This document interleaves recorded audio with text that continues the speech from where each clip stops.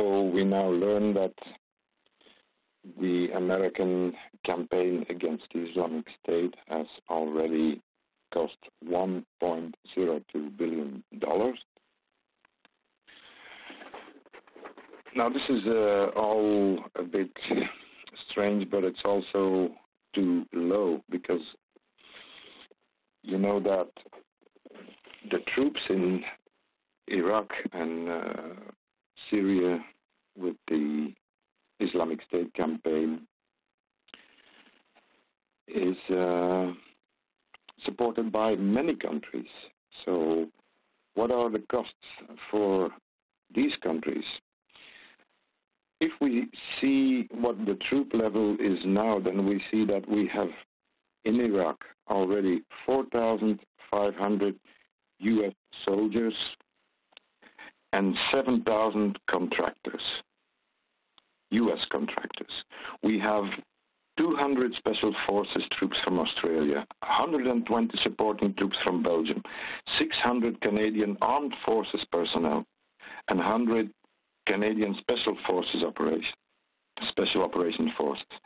We have from Denmark 250 supporting troops, from New Zealand 10 military advisors, 40 troops from Germany, 280 troops from Italy, 250 supporting troops from the Netherlands, and so on and so on. We have from Spain 300 trainers for Iraqi army, and we have some special forces from the UK, including SAS forces.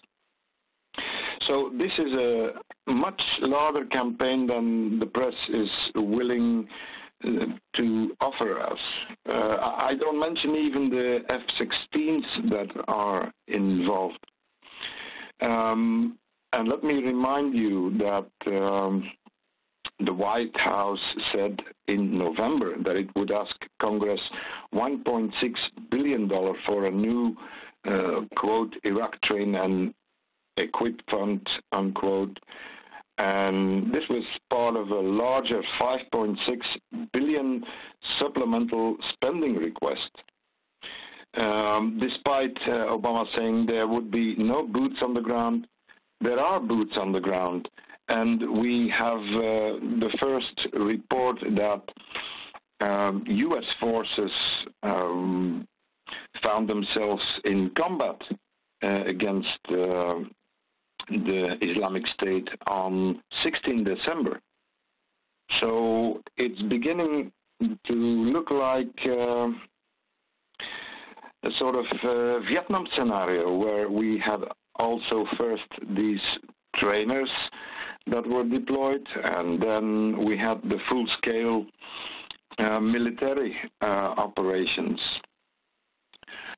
Now, if we see in this report about the $1.2 billion spending that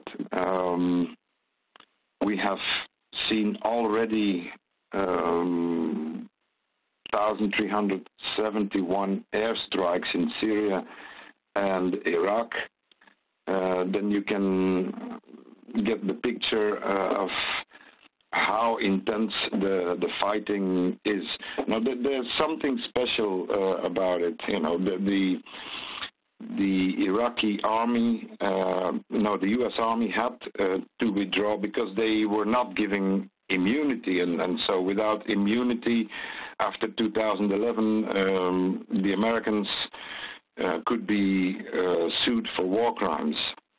But now the Iraqi Prime Minister have given assurances that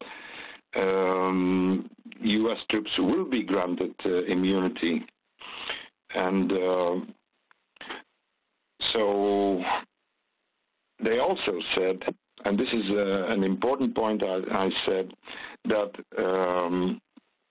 there was an Iraqi plan. They agreed with the Iraqis to organize and equip 5,000 tribesmen in Anbar. But the reports say that the Sunni tribes that do fight the Islamic State find themselves cut off from supplies and support by the central government out of Baghdad. And even the American government is reluctant to give more equipment. They want to do it themselves. So my only conclusion is that, and this is not a very good wish for 2015, where we should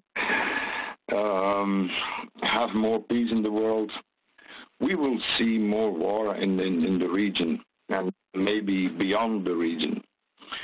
And so my only wish would be that all the civil society worldwide will start a campaign against this military adventure of the coalition, and not only the Americans, but the whole of NATO countries like Belgium, Australia, Denmark, the Netherlands, and so on.